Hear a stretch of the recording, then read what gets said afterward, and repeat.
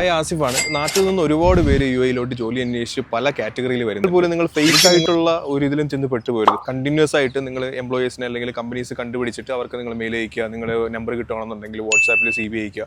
ഡേറ്റായിട്ടാണെങ്കിലും ജോലി കിട്ടും. ചിലപ്പോൾ ഒരാഴ്ച കൊണ്ട് ജോലി കിട്ടാം, ചിലപ്പോൾ ഒരു മാസമാകും, ചിലപ്പോൾ വിസിറ്റ് വിസ നിങ്ങൾക്ക് 2 പ്രാവശ്യം എക്സ്റ്റെൻഡ് ചെയ്യേണ്ടി വരാം.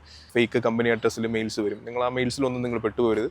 ഇൻകേസ് നിങ്ങൾ പെട്ടുപോകണമെന്നുണ്ടെങ്കിൽ നിങ്ങളോട് അവർ രജിസ്ട്രേഷൻ ഫീസ് കാര്യങ്ങൾ ചോദിക്കുന്നു. ജെന്യൂൻ ആയിട്ടുള്ള ഒരുപാട് റിക്രൂട്ടിംഗ് ഏജൻസീസ് ദുബൈയിലുണ്ട്. ഒരുപാട് നാളായിട്ട് വർക്ക് ചെയ്യുന്നവരായിട്ട് റെഫറൻസ് എടുക്കുക. അങ്ങനെ ഉള്ളവരുമായിട്ട് മാത്രം നിങ്ങൾ ഇൻട്രാക്ട് ചെയ്യുക. പിന്നെ നിങ്ങൾ പ്രധാനമായിട്ട് ശ്രദ്ധിക്കേണ്ട ഒരു കാര്യം, ഈ 2 മാസത്തെ വിസിറ്റ് വിസ 1 മാസത്തെ വിസിറ്റ് വിസയിലേക്ക് വരുന്നവർക്ക് പറ്റിപ്പോകുന്ന ഒരു അബദ്ധമുണ്ട്. ചില കമ്പനീസ് വേക്കൻസി ഉണ്ട് എന്ന് പറഞ്ഞിട്ട് നിങ്ങളെ ഹയർ ചെയ്യും.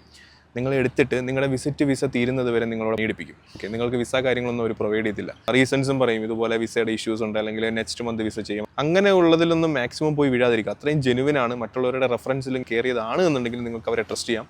ഇല്ലാന്നുണ്ടെങ്കിൽ ചെയ്യരുത്. നിങ്ങളെ ആ ഒരു വിസിറ്റ് വിസ ഉപയോഗിച്ചിട്ട് അവർ നിങ്ങളെ പറഞ്ഞു വിടും. സ്കാമേഴ്സിൽ ചെന്ന് പെടാതെ മാക്സിമം നന്നായിട്ട് സമയമെടുത്ത് നിങ്ങൾ കണ്ടുപിടിക്കുക.